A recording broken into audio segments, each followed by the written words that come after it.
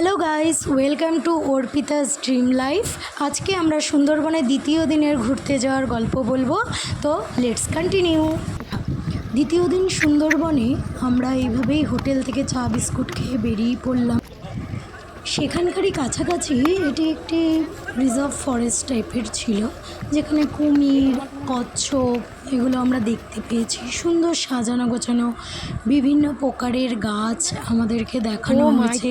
তোমরা দেখতেই পাচ্ছ ভেতরটা কতটা সুন্দর। চলো আমাদের সাথে দেখে নেবে।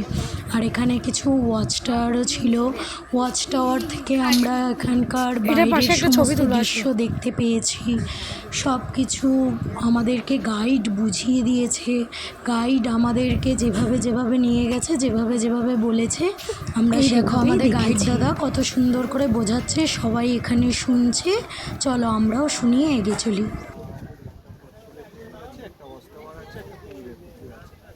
এই তিনটে দেখার পরে আমরা তারপরে জঙ্গলের ভিতরের দিকে যে অস্ত্রগুলো আছে সেই দিকে ওইটা না ইউটিউব করো তো তুমি দেখতে পাচ্ছি এই কচ্ছপের প্রজাতিটা ক্রিটিক্যাল এন্ডেঞ্জার স্পিসিসের মধ্যে আছে। 2004 সালে এই তারপরেই একটা কচ্ছপ আমরা দেখতে পেয়েছি। কচ্ছপ দেখেই গাইড দাদার পথ অনুসরণ করে আমরা চলে গেলাম সেই ওয়াচ টাওয়ারের দিকে। সেখানে কিছু আমরা গোলপাতার গাছ দেখতে পেয়েছি, কুমিরের জায়গাও দেখতে পেয়েছি। কুমির দেখতে পেয়েছি কিন্তু অনেক দূরে ছিল, ফটোতে বোঝা যাচ্ছিল না। তিনটে কুমির আছে, তবে এগুলো খুব একটা বড় সাইজের নয়। বাচ্চা এখানে কুমির এনে রাখা হয়, তারপর আস্তে আস্তে যখন কুমিরের বাচ্চাগুলো বড় হয়ে যায়, বেশ 10-12 ফুট বা 15 ফুট হয়ে যায়, তখন আবার এদেরকে পুনরায় ছেড়ে দিয়ে আবার ছোট বাচ্চা আনা হয়। তো এখন যে সাইজটা রয়েছে ওই 5 ফুট 6 ফুট করে এরকম সাইজের কুমিরগুলো এর মধ্যে আছে। আমরা আশা করছি যে একটা কুমিরের মধ্যে দেখতে পাবো। আর এই যে গাছগুলো এই গাছগুলো দেখতে পাচ্ছি, এই গাছগুলোর নাম হচ্ছে গোলপাতা। এটা এক ধরনের ম্যানগ্রোভ প্রজাতির গাছ। ম্যানগ্রোভ সম্পর্কে আমি পরে আপনাদের বলবো। যাই ওখানে আপনাকে হোগলা গাছটা দেখতে পাবো। আর এই গোলপাতা গাছের কিন্তু এখন সংখ্যাটা কমে যাচ্ছে ধীরে ধীরে, কেননা লবণের মাত্রাটা বেশি হওয়ার কারণে কিন্তু এদের সংখ্যাটা আমাদের ইন্ডিয়ার পাশে কম হয়ে যাচ্ছে।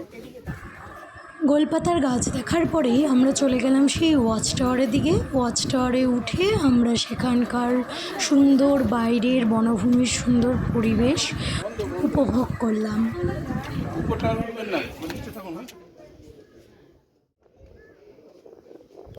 দেখতেই পাচ্ছ তোমরা কতটা শান্ত, কতটা সুন্দর পরিবেশ।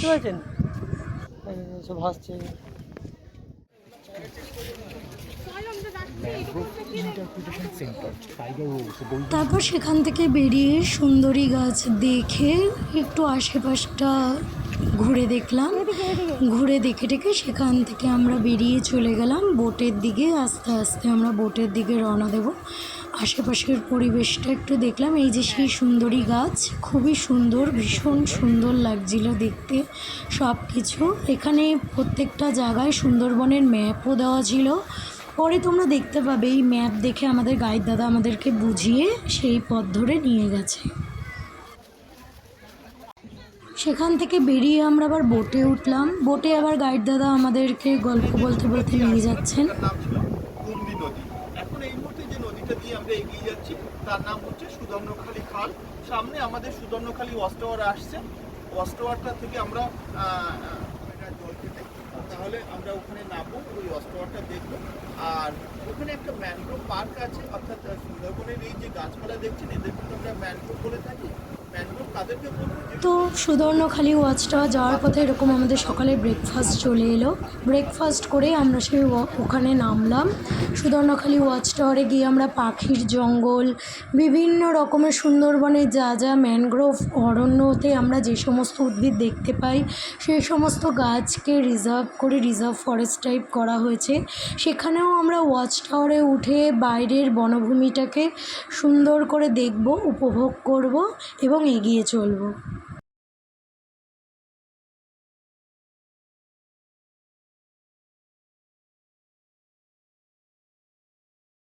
এরপরে তোমরা দেখতে পাবে যে ম্যাপ দেখে আমাদের কিভাবে গাইড দাদা আমাদেরকে বুঝিয়ে দিচ্ছে। সে যেই পথ দিয়ে আমরা ঘুরবো সেই পথটাই আমাদেরকে ম্যাপ দেখিয়ে দাদা বুঝিয়ে দিয়েছে। এইভাবে আমরা পাখির জঙ্গল আর গাছ দেখতে দেখতে এগিয়ে গিয়েছিলাম। তাহলে চলো দেখা যাক ম্যাপে আমাদের দাদা কি বোঝাচ্ছে। ম্যাপে এখন বোঝাবে দাদা আমাদের কোথায় আমরা যাব। ফরেস্ট আছে, এদিকে আমাদের ইন্ডিয়ান ফরেস্ট আছে। আমাদের ভারতবর্ষের যে সবুজ অংশটা দেখতে পাচ্ছেন এটা হচ্ছে সবই জঙ্গল বনভূমি। এটাকে দুটো ভাগে ভাগ করা হচ্ছে। এটাকে বলা হচ্ছে বায়োস্ফিয়ার রিজার্ভ, 1987 এটাকে বায়োস্ফিয়ার ডিক্লেয়ার করা হয়েছে। আর আমাদের এটা সুন্দরবন টাইগার রিজার্ভ। এই বসুবার থেকে এসে এই নদী দিয়ে এসে এখান থেকে এসে এখানে গিয়ে এই পাখিলাতে আছে। পাখিয়ালা ঠিক উল্টো দিকের পাটটাতে হচ্ছে সজনেখালি, যেখান থেকে আমরা ঘুরে এলাম। ওখান এত বিশাল অরণ্যে দাদা আমাদের বুঝিয়ে দিল যে কতটুকুখানি আমরা আজকে ঘুরবো, কোথায় গেলে আমরা সেই আমাদের উদ্দেশ্য সম্পন্ন হবে সেটাই এখন দেখা যাক।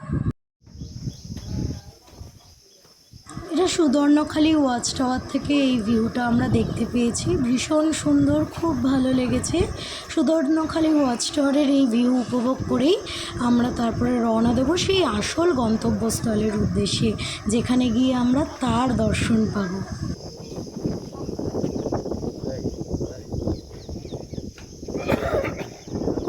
তারপর লঞ্চে উঠেই আমরা পেয়ে গেলাম এরকম চিংড়ির পকোড়া, তার সাথে কফি, উপভোগ করতে করতে রওনা দিলাম সেই পথে।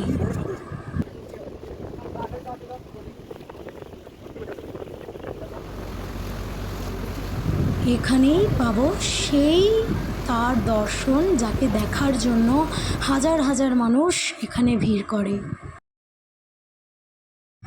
এরকম একটি সরু পথ দিয়ে আমরা, যেটাকে খাড়ি বলে, খাড়ির মাধ্যমে আমরা প্রবেশ করব জঙ্গলের দিকে।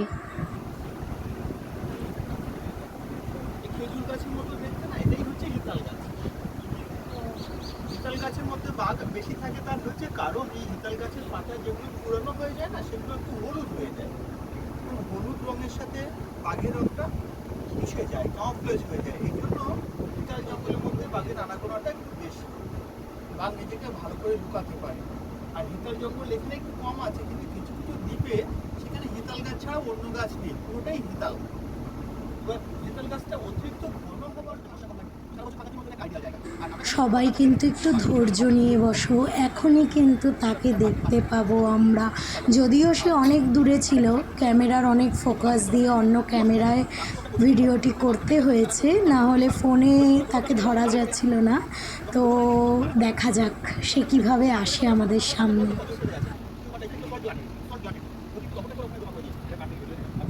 যাচ্ছি তো যাচ্ছি তাকে দেখার জন্য, অসম্ভব অন্যরকম অনুভূতি।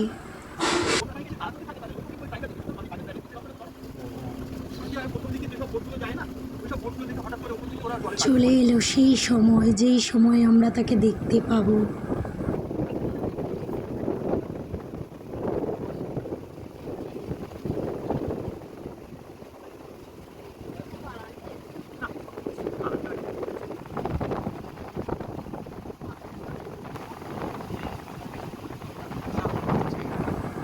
সে এখন আসছে, অনেক দূরে থাকলেও তাকে দেখার যে ইচ্ছা সেটা আর কি করে বোঝাবো। তাহলে দেখা যাক এবার।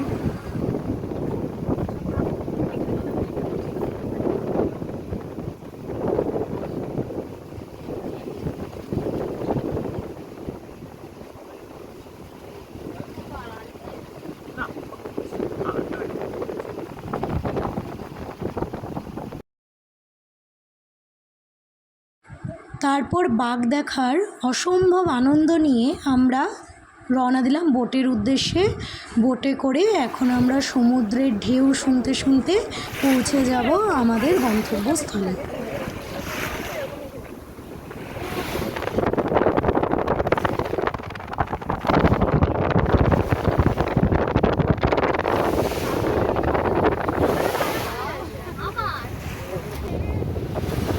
সমুদ্রের হাওয়া আর ঢেউয়ের তালে আমরা পৌঁছে গেলাম দোবাকি ক্যাম্পে। সেখানে গিয়ে আমরা কিছু হরিণ দেখেছিলাম, তার সাথে সুন্দর জঙ্গলের মধ্যে দিয়ে ওভারব্রিজের উপর দিয়ে আমরা জঙ্গল পরিদর্শন করতে করতে এগিয়ে গিয়েছিলাম।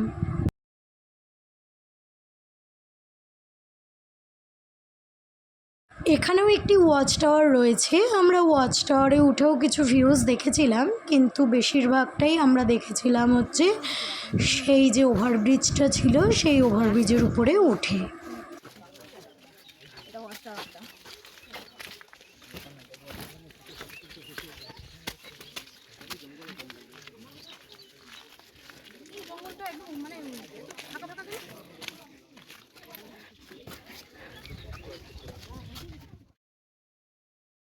দেখতেই পাচ্ছ এখানেও ওরকম একটা সুন্দর ভিউজ, ভীষণ ভালো লেগেছে। এটা দেখার পরেই আমরা ওভারব্রিজের উপরে উঠলাম।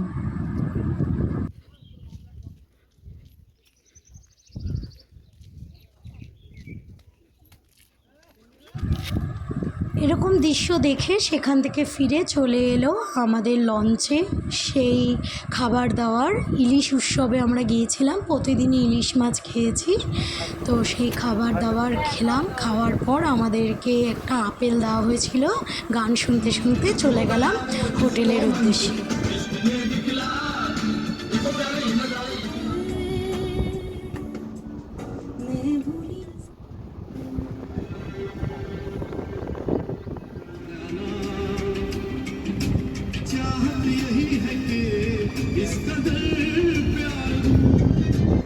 হোটেলে পৌঁছে হাতে পেয়ে গেলাম এরকম ডিমের devil sauce, fried rice, chilli chicken, তার সাথে রাত্রিবেলায় কোল্ড ড্রিঙ্কস খেয়ে ঘুমিয়ে পড়লাম।